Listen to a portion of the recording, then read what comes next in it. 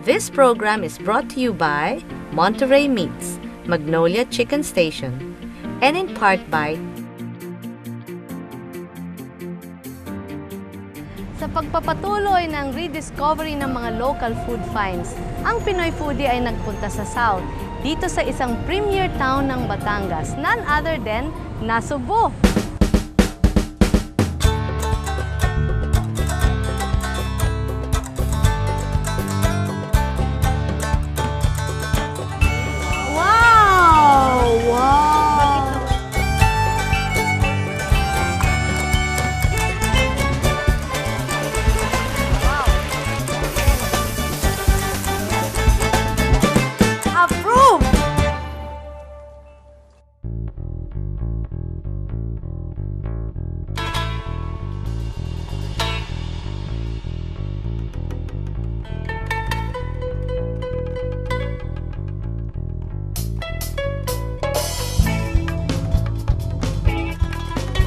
For the longest time, Nasugbu has become one of the resort capitals of the Philippines. Bago pa nagkaroon ng Boracay, Nasugbu was already in the forefront of the tourism industry. And we are here in the shrine of the landing of the American forces, which led to the liberation of southern Manila. It's the home of the Central Azucarera Don Pedro, one of the biggest sugar production places in the country. Kaya naman pala ang sweets ay important part ng economy at cuisine ng Nasugbu.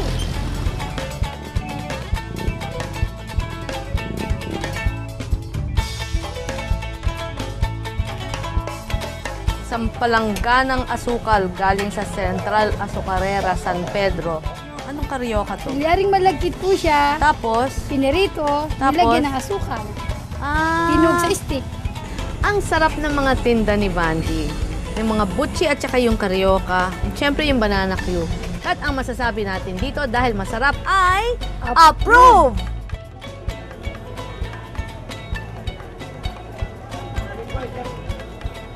Oh, bakoko! Ang bakoko ay maputing-maputi ang kanyang laman. At gustong-gusto ng mga Chinese ang bakoko. Ginagamit nila pang fishball na talagang high class na fishball.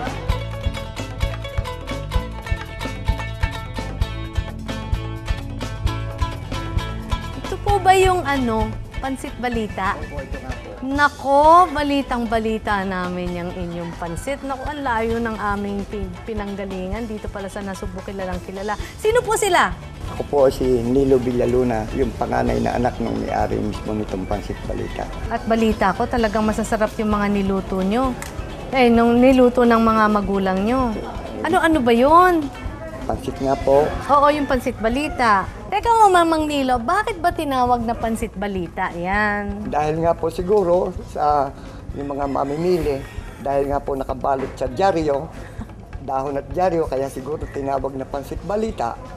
dahil pwede na nilang basahin yung balita doon sa dyaryo.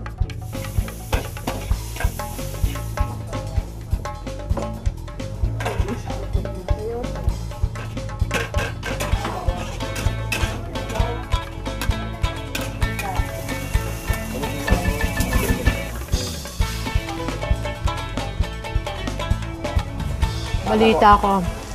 Masarap to. Ang balita. Totoo nga. At ang pinakamahalagang balita ngayon dito sa ating mga Villaluna sisters ay bibigyan namin kayo ng standard cookbook. Ito si Ote, si Tere, si Rene, at si Coring. Mga mistisang matatangos ang ilong. Hindi pa yon. Meron pa kaming ibibigay sa inyo. Buhat sa standard, isang washing machine! Salamat po sa Pinoy Foodie at sa Standard. Maraming salamat po. Ano masasabi natin? Approve! May kilalang kilala dito na ube pastillas na walang branding, walang packaging. Ngunit matatawag kong Thursday only pastillas sapagkat sa Thursday lang po sila nagluluto ng kanilang big batch of pastillas. Si G ay nagluluto ng 1 toneladang ube at ito po yung kilalang kilala nilang ube pastilla. Tingnan mo yun, no? Sarap! Napakasarap nito.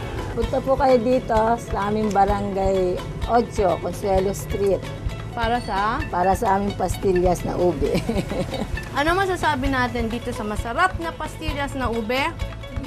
Approve!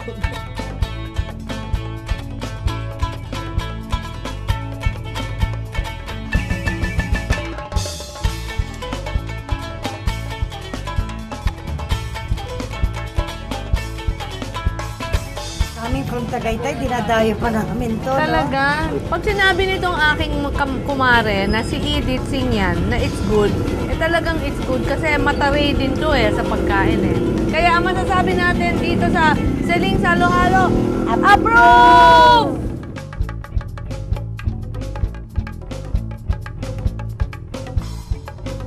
Whenever I travel, it's so nice to visit old friends gaya dito sa Dalampasigan, dito sa Nasugbu. Naku, kilala natin yan sila Baby Lucas. Tara, mas masarap ang pagkain pag nakashare at maraming kwentuhan.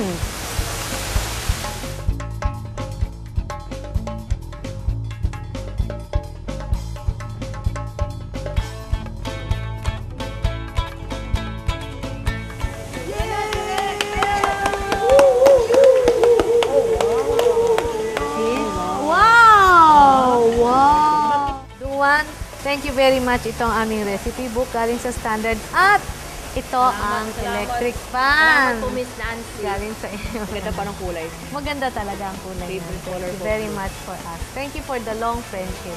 Maraming salamat po, nabisita po kami dito po sa Pinoy Foodie. Tapos maraming salamat din po sa Standard.